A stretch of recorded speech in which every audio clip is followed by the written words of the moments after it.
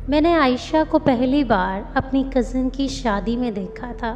वो आज़ाद कश्मीर की रहने वाली थी। मेरी कज़न की यूनी फ़ेलो भी थी। पहली ही नज़र में मुझे उससे मोहब्बत हो गई। मैंने मौका देखते ही इसे प्रपोज़ कर दिया, लेकिन इसने मुझे कहा कि वो शादी से पहले की मोहब्बत पर यकीन नहीं रखती। वो मुझसे कहने लगी, अगर तो मैं आपको पसंद हूँ, मेरे घर में रिश्ता भेज दें। तो मैंने कज़न की शादी के फ़ौरन बाद इसके घर अपने माँ बाप को रिश्ते के लिए भेज दिया, तो इसके घर वालों ने हाँ कर दी। वो इस तरह हमारी मंगनी भी हो गई और हमारी शादी 2 साल बाद होनी थी, क्योंकि आयशा की पढ़ाई अभी मुकम्मल नहीं हुई थी। आयशा लाहौर की एक यूनिवर्सिटी से मास्टर्स कर रही थी। तो मेरी उससे फ़ोन पर बात होती। मैंने उसे काफ़ी दफ़ा बोला, मैं तुमसे मिलना आना चाहता हूँ, मगर वो मुझे साफ इनकार कर देती। मुझे कहती थी कि शादी से पहले मिलना जायज़ नहीं है। इसको ऐसी बातों की वजह से मुझे और भी प्यारी लगने लगी थी।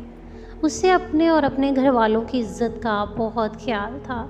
मेरी छुट्टी ख़त्म होने पर मुझे फ़्रांस वापस जाना पड़ा। तो वापस जाने से पहले मैंने आयशा को दोबारा ये ख्वाहिश ज़ाहिर की, मैं फ़्रांस जाने से पहले एक बार तुमसे मिलना चाहता हूँ। तो इसने मुझे कहा कि ठीक है, मैं एयरपोर्ट पर मिलने आ जाऊंगी। मैं अपनी फ़्लाइट वाले दिन एयरपोर्ट पर 4 घंटे पहले पहुंच गया। एयरपोर्ट पर पहुंचकर मैंने उसको कॉल की तो उसने कहा, मैं थोड़ी देर में आती हूँ। 2 घंटे के मुसलसल इंतज़ार के बाद मैंने इसे कॉल की तो इसने मेरा नंबर मसरूफ़ कर दिया। 1 घंटे तक मेरा नंबर बार बार ट्राई किया। फिर उसने कॉल अटेंड की कि मैं नहीं आ सकती, आप चले जाओ। इससे पहले कि मैं कुछ और कहता उसने कॉल बंद कर दी। जब मैंने दोबारा कॉल की तो उसका नंबर बंद हो चुका था। मुझे कुछ समझ नहीं आ रहा था कि आखिर वो ऐसा क्यों कर रही है। इतने में मेरी फ़्लाइट का वक्त हो गया। मैं इसे बग़ैर मिले फ्रांस आ गया। वहाँ आकर मैंने उससे कॉल की तो उसका नंबर फिर से बंद जा रहा था। मैं इसके घर कॉल की, मेरे घर से कॉल आ गई। मुझे मेरी अम्मी ने बताया कि आयशा के घर वाले हमारे घर आकर तुम्हारा रिश्ता तोड़ गए हैं। ये सुनकर मेरे पाँव तले ज़मीन निकल गई। अम्मी ने मज़ीद मुझे बताया कि आयशा के घर वाले ये कह रहे थे कि रिश्ता हमारी बेटी को मंजूर नहीं, इसलिए हम ये रिश्ता ख़त्म कर रहे हैं। मैंने अम्मी की कॉल बंद की और आयशा के घर कॉल की तो इसका नंबर भी बंद जा रहा था। मेरी लाख कोशिशों के बावजूद भी मेरा राब्ता आयशा की फ़ैमिली से नहीं हुआ। तो मैंने फिर से छुट्टी लेकर पाकिस्तान आ गया। वहाँ पहुँचते ही आयशा के घर आज़ाद कश्मीर चला गया। वहाँ जाकर मुझे आयशा के घर वालों ने बताया आयशा लाहौर से वापस घर आई थी और तब इसने कहा कि इसे तुमसे शादी नहीं करनी। हमने इससे वजह भी पूछी थी, मगर उसने कहा कि मैं जहर खाकर मर जाऊंगी, लेकिन वहाँ शादी नहीं करूंगी। इसलिए हमने आप लोगों से रिश्ता तोड़ दिया। इसके बाद वो 2 दिन घर रही और फिर वापस लाहौर चली गई, मगर फिर हमें पता चला कि वो लाहौर पहुंची ही नहीं। हमने उसे बहुत ढूंढा मगर इसका कुछ पता नहीं है। मैं ये सब सुनकर बहुत तकलीफ़ में चला गया, क्योंकि मेरे अंदर बहुत सारे सवाल पैदा हो चुके थे। वो इस दिन एयरपोर्ट पर क्यों नहीं आई, और फिर इसके बाद अचानक मुझसे मंगनी क्यों तोड़ी, और अब अचानक कहाँ गायब हो गई है। मैं इन्हीं सवालों के जवाब जानने के लिए अपनी कज़न से मिलने लाहौर चला गया, जो इसकी बेस्ट फ्रेंड हुआ करती थी और आयशा की यूनिवर्सिटी फ़ेलो भी रह चुकी थी। मेरी कज़न ने मुझे बताया कि आयशा यूनिवर्सिटी में एक लड़के से बहुत ज़्यादा प्यार करती थी, मगर वो लड़का आयशा के साथ मुखलिस नहीं था। मैंने ये बात आयशा को समझाई थी कि वो लड़का तुमसे प्यार नहीं करता, मगर वो इस बात को समझने तक अपना सब कुछ गंवा बैठी थी। प्रेग्नेंट होने का सुनकर इस लड़के ने आयशा को छोड़ दिया। आयशा ने इसकी बहुत मिन्नतें की, मगर इस लड़के ने इसकी बात ना सुनी।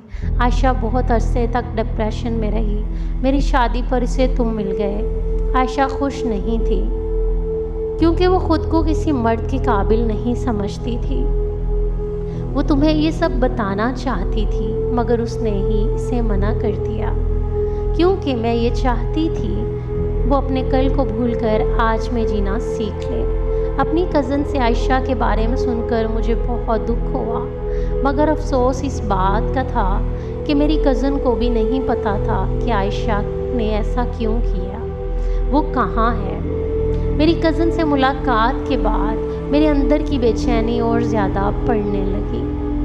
मैं अपने घर आया तो पता चला कि लोग तरह तरह की बातें कर रहे हैं। सब ने मान लिया था कि आयशा किसी लड़के के साथ भाग गई है, मगर मेरा दिल ये मानने के लिए तैयार ही नहीं था, क्योंकि वो हमेशा अपनी फैमिली की इज्जत को लेकर बहुत ज़्यादा फ़िक्रमंद रहती थी।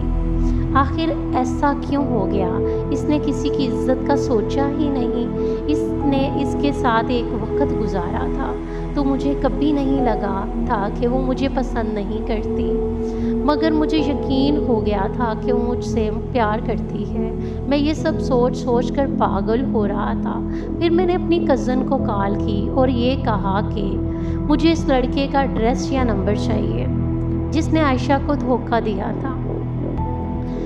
मगर मेरी कज़न ने मेरी फ़ौरन कॉल कट कर दी और फिर मेरी कज़न ने थोड़ी देर बाद मुझे कॉल करके अपने घर बुलाया। मैं अपनी कज़न के घर लाहौर गया, वहाँ आयशा भी मौजूद थी। आयशा को देखकर मेरी जान में जान आ गई। फिर आयशा मेरे पाँव पे बैठ गई और मुझे कहने लगी, मुझे माफ़ कर दो, मैंने तुम्हारे साथ बहुत गलत किया है। मैंने उसे फ़ौरन चुप करवाया और तसल्ली दी। मैं फिर ये पूछा कि मुझे ये बताओ आखिर हुआ क्या है, तो वो कहने लगी, तुम्हारी कज़न ने तुम्हें सब बताया होगा। मैं इस लड़के से बहुत ज़्यादा प्यार करती थी। इस लड़के ने मुझे धोखा दे दिया, मेरा इस्तेमाल करके मुझे छोड़ दिया। मैं हर रोज़ इसे याद करके रोती रहती थी। मुझे लगता था कि मेरी ज़िंदगी ख़त्म हो चुकी है। फिर पता नहीं तुम कहाँ से मेरी ज़िंदगी में आ गए। मुझे इज़्ज़त दी, बहुत ज़्यादा प्यार दिया, मुझे जीना सिखाया। हमारी मंगनी के बाद भी मैं तुमसे मिलना चाहती थी, मगर मुझे लगता था अगर मैं तुमसे शादी से पहले मिलूँगी तुम भी मुझे इस तरह इस्तेमाल करके छोड़ दोगे। मैं मानती हूँ तुम्हें लेकर ये सोच मेरी गलत थी। मेरे साथ जो हुआ उसके बाद मेरे अंदर एक खौफ सा तारी हो गया था। मैं तुमसे मिलने के लिए एयरपोर्ट आ रही थी कि अचानक इस लड़के की कॉल आ गई। वो मुझसे मिलना चाहता था, मगर मैं खुद को रोक नहीं पाई। मैं जब इससे मिली तो वो मुझसे माफ़िया मांगने लगा। मैंने इसे माफ़ कर दिया और फिर तुमसे मंगनी तोड़ दी। मैंने इससे शादी कर ली। मैं घर से भागना नहीं चाहती थी, मगर मुझे ये भी पता था कि मेरे घर वाले नहीं मानेंगे, क्योंकि लड़के का फ़िरका अहले तशी था, जबकि हम अहले सुन्नत जमात से थे। आयशा की ये सारी बात दास्तान सुनकर मेरे पास कहने को कुछ नहीं बचा था। वहाँ से निकलते वक्त आयशा ने हाथ जोड़कर, इससे होने वाली मुलाकात का जिक्र नहीं करूँगा। आयशा से मिलकर मुझे इश्क था और आयशा से बेहद नफ़रत हो गई थी। फिर मैंने इसे 1 महीने के अंदर घर वालों की मर्ज़ी से शादी कर ली और अपनी बीवी को लेकर फ्रांस वापस आ गया। मगर मुझे अंदाज़ा नहीं था कि जिस मोहब्बत का मैं इख्तिताम कर आया, इस मोहब्बत का अंजाम अभी बाकी है। 3 महीने बाद मेरी कज़न की कॉल आई कि उसने कहा कि आयशा तुमसे बात करना चाहती है, मगर मैंने अपनी कज़न से ये कहकर कॉल बंद कर दी कि मुझे अब उससे बात नहीं करनी। अगले दिन फिर कज़न की कॉल आ गई। उसने कहा कि उसकी ये कॉल सुनते ही पाकिस्तान के लिए रवाना हो गया। कज़न ने मुझे कॉल करके बताया कि ये सच है कि आयशा की ज़िंदगी में एक लड़का आया था जो आयशा को प्रेग्नेंट करके छोड़ गया था, मगर वो लड़का आयशा की ज़िंदगी में दोबारा कभी नहीं आया।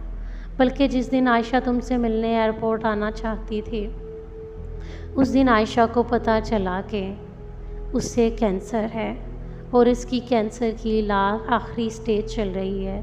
इस दिन मैं आयशा के साथ ही थी। वो बहुत रोई, मगर इसलिए नहीं कि क्योंकि वो जानती थी कि तुम उसकी मौत का सदमा बर्दाश्त नहीं कर पाओगे। आयशा को कैंसर अबॉर्शन ठीक ना होने की वजह से हुआ था।